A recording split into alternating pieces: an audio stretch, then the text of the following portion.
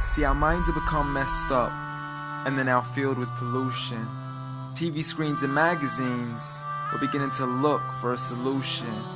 Plastic surgery, diets and pills, but still not seeing any form of improvement. We've stacked up all these dollar bills, but still not sure what to do with them. We began to chase women and fornication to the point our girls don't even know whose baby she's carrying. We're so afraid of commitment, but have no problem with damaging. She has your kids now, but you're still not even contemplating the possibility of marrying. See, this is what happens when we neglected Allah's best examples. You called her Mary, we call her Maryam. A woman who was perfect since birth, the best to walk the skies and the best to walk the surfaces of earth. The most exalted of all women, that's why she was dedicated an entire chapter in the Holy Quran, the final revelation in which there'll be none after. She was the best of all women, and to society she should be leading the way. I mean, that's why our women be dressing like her, because just like Mary, when Allah decrees something, we hear and we obey. See, Mary used to cover up. Despite everything they used to say, she would hide in hibernation, and to Allah she would pray. And when she was visited by angels in the form of men, she said, if you fear Allah, you would go away, because in the presence of men, she would not stay. But anyways, today we're taught to be against segregation, before in support of all forms of liberation. To free yourself from the clothes that only lead to your degradation. Why do you gotta cover your face for? We gotta see your identification. But little do they know her identity's right there. A woman who fears Allah and commits to her religious obligations.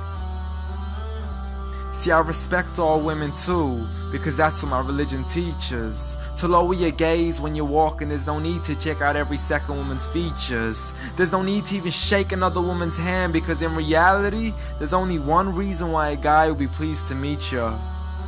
And you could go ahead and deny it, but don't blame me for stating the obvious. When the pornographic industry is worth billions, you still don't see where the problem is? Sex is embedded into society to the point we'll exploit it to merely sell a car.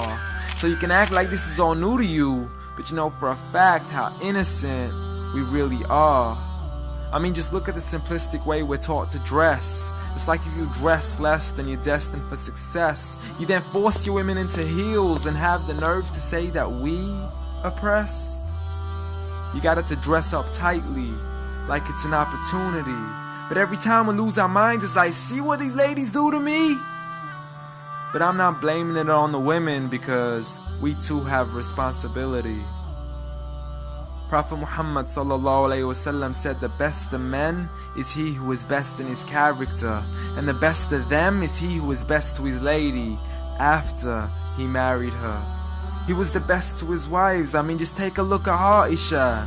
He compete with her in races and smile just to make her happier. So when you do marry, do so with the intention of paradise is where you plan to carry her. But before you plan to carry her to the altar, maybe you should alter your decision. Cause if the only reason you're marrying her is for the outside, then realize you're gonna be locked inside of a prison. For that reason, Prophet Muhammad ﷺ said, marry for 4: beauty, family, status, but most importantly, her religion. Because a woman without religion is a woman who could do with a bit of extra wisdom. We're meant to grow old together, mercifully, so we can be protected under Allah's supervision. But relationships are a mess, and there's no guarantees you're gonna be a survivor. So be kind to her, and know that Allah will be kinder. Be a man who stands in front, but also a man who can stand beside her. And if you're still looking for that good girl, don't go chasing after behind her. Rather search to find Allah first, for once you find Him, you're guaranteed to find her.